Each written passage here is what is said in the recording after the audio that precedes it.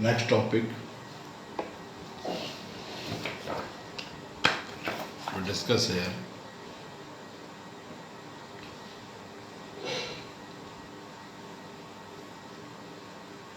shifting in demand and market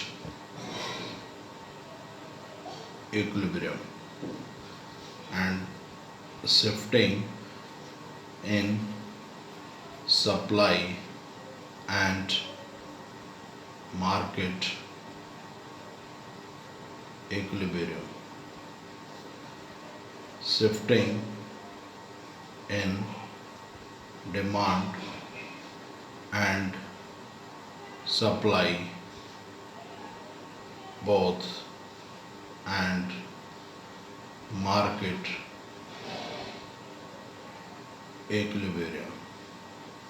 So A point, B point, C point, when shifting in demand and supply, when shape of demand curve is perfect, elastic and unelastic, and supply curve is perfect, elastic and unelastic, when supply remaining constant, when demand remaining constant. So only we see what is the impact on the equilibrium price. So one by one we discuss shifting in demand and market equilibrium. So first we discuss about the contraction और extension shifting हमने बताया था. Demand का जब हमने chapter पढ़ा तो इसमें हमने बताया था what is the meaning of the shifting. जो शिफ्टिंग है वो हमारा होता है due to change in other factor than the price. जैसे हमने बताया था ये हमारी शेप है, ये डिमांड कर्व है और डिमांड कर्व में कॉन्ट्रैक्शन और एक्सटेंशन हमने कहा था ऊपर से नीचे. Contraction due to the change in price, लेकिन शिफ्टिंग जो है शिफ्टिंग होता है due to the change in other factor. Other factor क्या है हमारे वो हम डिस्कस करेंगे. Which demand is the function of price के अलावा price of other good, taste, expectation, population, season, technique, income, distribution of income, technology. So these are the some earlier we write down. So these are the some point. इनके कारण जो change आता है, demand करा जो अपनी जगह छोड़ के ऊपर को चला जाए तो इसे शिफ्टिंग कहेंगे और ये नीचे भी आ सकता है. लेकिन किसके कारण? अदर गुड्स हैं, टेस्ट के कारण, भविष्य में प्राइस कम या पॉपुलेशन के कारण डिमांड कम या ज़्यादा है, उसे हम शिफ्टिंग कहते हैं. तो अब हम ये कह रहे हैं कि फर्स्ट हमारा है शिफ्टिंग इन डिमांड और मार्केट इक्विलिब्रियम पे क्या इम्पैक्ट पड़ेगा, लेकिन उस केस में हमारी सप्लाई क्या है, कांस्टेंट है. यानी फर्स्ट पॉइंट जो हमारा है शिफ्टिंग इन डिमांड और यहाँ पर हमारी सप्लाई कांस्टेंट रहेगी. और शिफ्टिंग और डिमांड या तो हमारी क्या हो सकती है, इंक्रीज हो सकती है और या हो सकती है decrease. What is the impact we see hair.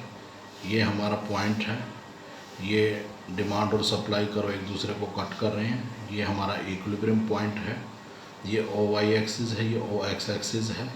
Demand और सप्लाई, ये प्राइस, यहाँ पर इक्विलिब्रियम पॉइंट आ गया. अब हम ये कह रहे हैं कि सप्लाई हमारी क्या है यहाँ पर कांस्टेंट है, there is no change in supply, लेकिन हमारी डिमांड शिफ्ट कर जाती है इंक्रीज केस में। इंक्रीज केस ऊपर की साइड होगा, ई से E1 पॉइंट आ गया। अब आप एक बात देखिए, जब आपकी डिमांड इंक्रीज हुई है, इंक्रीज यानी कि जो ए हमारा पॉइंट है और सप्लाई कांस्टेंट है, तो हमारे पास इम्पैक्ट आ गया, प्राइस हमारे बढ़ गए और प्राइस हमारे बढ़ने के कारण नया पॉइंट आ गया E1। So E1 is the equilibrium price. तो क्या इम्पैक्ट हुआ, price of the commodity, price of the commodity increase. दूसरा हमारा बी पॉइंट जिसमें डिक्रीज हम शो करेंगे, डिक्रीज में ये हमारा डिमांड है, ये सप्लाई करो है, कट कर रहा है, ये इक्विलिब्रियम प्राइस है हमारा। इसमें the same thing, OY OX axis price है हमारा, क्वांटिटी डिमांडेड और क्वांटिटी सप्लाई, इक्विलिब्रियम प्राइस। अब हमारी डिमांड कम होगी, पॉपुलेशन कम होने के कारण या किसी और फैशन टेक्निक किसी के कारण भी, तो नया प्राइस हमारा डिटरमाइन हो गया। ये जो डॉटेड लाइन से हमने शो किया है, इसमें जो P प्राइस था वो कम होकर P2 हो गया, क्वांटिटी पहले जो Q थी वो कम होकर Q2 होगी।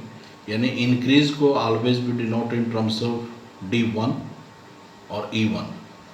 ऐसे ही डिक्लाइन को हम D2 से डिनोट करेंगे, D से D2 जो हुआ है, तो इसका मतलब ये हमारे चेंज आया, प्राइस में भी चेंज आ गया। किसके कारण, प्राइस ऑफ द कमोडिटी क्या है यहाँ पर, ऑफ द कमोडिटी पर क्या इम्पैक्ट हुआ, डिक्रीज हो गई। और किसके कारण हुई, due to the decrease in, due to the decrease